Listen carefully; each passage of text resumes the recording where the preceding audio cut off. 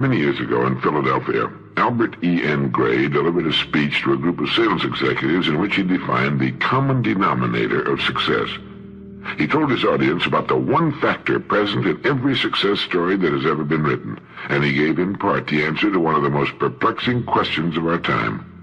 Why, in a world where success is available to everyone, do so few succeed? His answer went something like this. Success is something achieved by the minority of men, and it is therefore unusual and not to be achieved by following our usual likes and dislikes, nor by being guided by our natural preferences and prejudices. In other words, success cannot be achieved by just doing what comes naturally. Gray then said that the common denominator of success is forming the habit of doing things that failures don't like to do. Let me repeat that. The common denominator of success, the determining factor in outstanding achievement of any kind, is forming the habit of doing things that failures don't like to do. What are these things? Well, they're the same things that you and I, even the most successful of us, don't like to do. In selling, for example, the list would include regular systematic prospecting, thorough preparation for each sales presentation, a definite program of study and self-improvement, and, perhaps most important, making the best possible use of our time. How are successful people able to form the habit of doing these things regularly, while failures seldom do them at all, much less form the habit of doing them? The answer is quite simple. Successful people are influenced by the desire for pleasing results. Failures are influenced by the desire for pleasing activities. They're inclined to be satisfied with such results as can be obtained by doing things they like to do. Now, early in his career, the successful person forms the habit of planning his days in advance, sticking to that plan if possible, and getting the greatest good out of every available hour. I'm certain you'll agree that this isn't as easy as it sounds. There are distractions that tend to undermine even the best plans. There's often something we'd rather do than our work. Now, it would seem to be natural to yield to these distractions, to allow ourselves to get wrapped up in some unproductive activity. But remember, success is unusual, and not to be achieved by following our usual likes and dislikes. The hours we spend on the job are devoted to many different acts.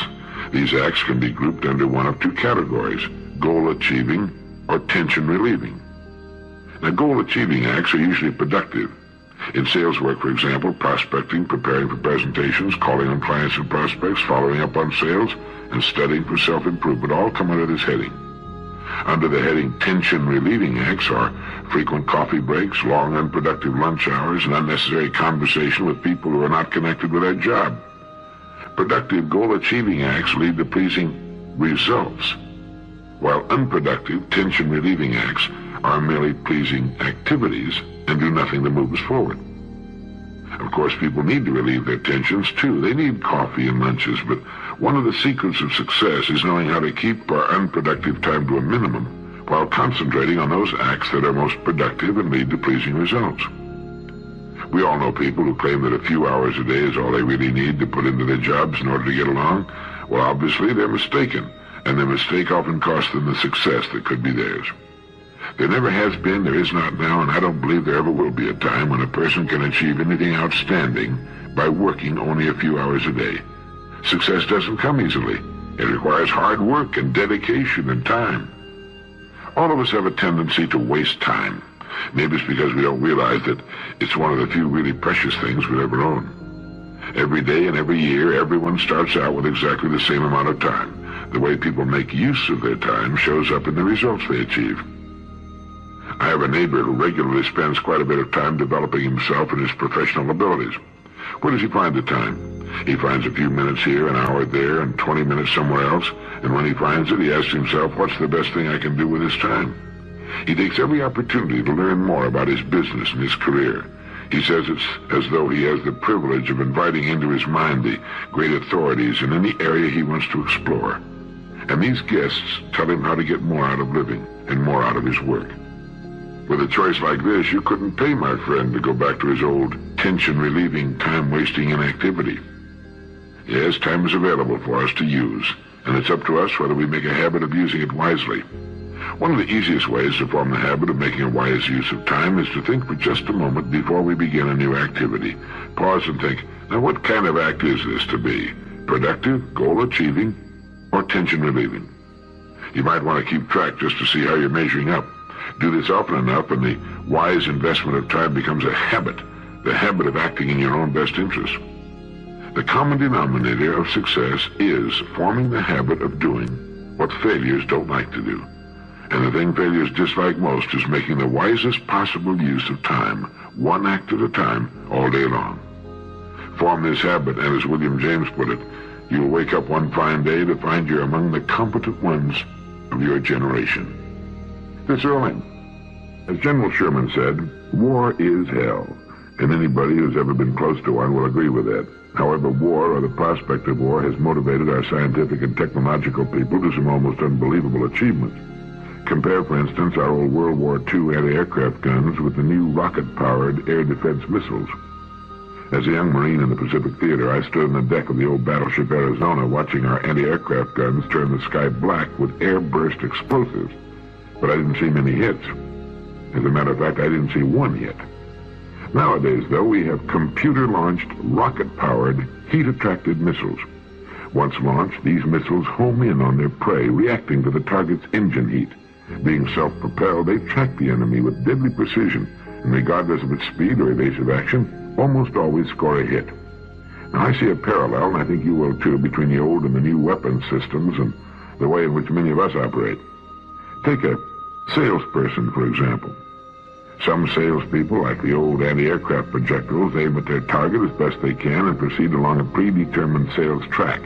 But if their target, the prospect, fails to perform as predicted, they miss the sale. And if they miss by an inch, they might as well miss by a mile. In selling, one doesn't get paid for near misses.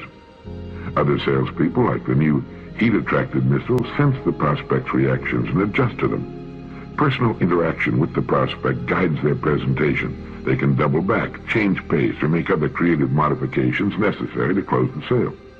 Now, the difference between these two types of people lies in what's been called empathy-ego balance. And it's applicable not only to salespeople, but to men and women in all areas of activity where persuasion and communication and leadership are important. David Meyer and Herbert M. Greenberg discussed this in the Harvard Business Review. I see empathy as the ability to imaginatively project ourselves into another person's situation, to stand in his shoes. The man who possesses great empathy can sense the feelings and reactions of others and can change course as the situation changes. The empathic person, for example, picks up an infinite variety of cues and clues about his listener's feelings and convictions. He is, in effect, experiencing these along with his listener. The person with little empathy functions like the old weapons.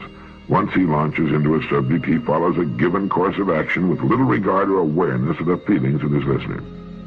Now then, ego means self, as in self-restraint, self-respect, self-esteem. To understand this, we have to disregard the popular but inaccurate conception that equates ego with big-headedness or conceit. The ego we're talking about here is the mental picture a man has of himself and his abilities. Ego provides the drive a person needs. It's his propulsion. His ego makes him want and need to succeed, not just for the money or merit to be gained, but for a deeper and more personal reason. His self-image improves dramatically with success and diminishes painfully with failure. Ego provides a strong competitive instinct to win every race every day, a will to win that triggers extra energy when extra effort is needed. Now, both empathy and ego are functions of the mind and powerful tools in any interpersonal situation. Best results are achieved with a strong balance of both empathy and ego. The key is balance. Let's go back to our sales example again and examine what happens when a salesperson's empathy-ego combination is not in balance. The one with lots of empathy but too little ego drive may be a fine person. He's a good guy and has many friends. You'd think he'd be a top producer, but he usually isn't. He gets along with the prospect, understands him, and frequently brings him near the close, but he lacks the ego drive to move the prospect that final inch to the sale. People like him, but too often end up buying from someone else.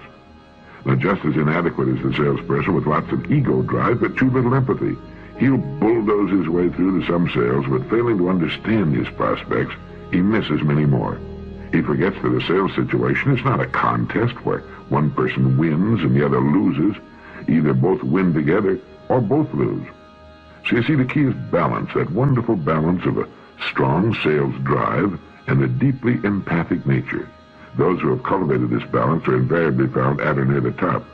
So how's your empathy-ego balance with the people you come in contact with every day? If a need for greater empathy is indicated, this is an attribute that can be developed with practice. You might recall the advice Atticus Finch gave his young daughter Scout in Harper Lee's great novel To Kill a Mockingbird. He said, "You never really understand a person until you consider things from his point of view, until you climb into his skin and walk around in it." Remember, everyone needs friendship, prestige, independence, achievement, and group membership. And in addition to these universal needs, each individual has his own particular interests and desires. Keeping his needs in mind will help you see things from his point of view, get a feeling of what's taking place inside his skin. Trust that feeling, act on it, and you'll find your empathy increasing with use and practice. To become stronger in the ego department, you might consider that all the great leaders are individualists with a healthy degree of self-esteem. Reasonable egotism is part of character and strength. Don't demean it in yourself or others. Reflect on what others have accomplished, men having no greater opportunity or personal resources than you now command. Your ego drive will increase with an increase in your knowledge of the range of accomplishments you can achieve. An improvement in your self-image, a raising of your goals, will open the door in the wall you may have unknowingly built around yourself by past performance, past environment, past thinking.